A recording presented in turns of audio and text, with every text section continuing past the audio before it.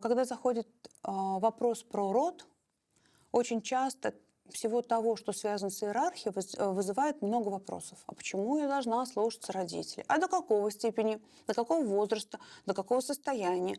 А что делать, если моя мама неадекватно себя ведет? А что делать, если папа бросил семью? А должна ли я слушать? То есть у нас возникает много вопросов ровно потому, и они закономерные, и хорошо, что они возникают, ровно потому, что уже на протяжении многих поколений была разорвана, первое, традиционная культура.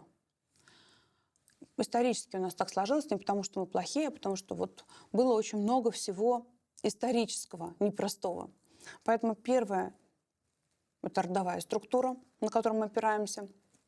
Вторая часть – это наши личные программы. Мы все рождаемся разными, с разным темпераментом, с разными талантами, способностями, физически разные, энергетически разные. Мы разные.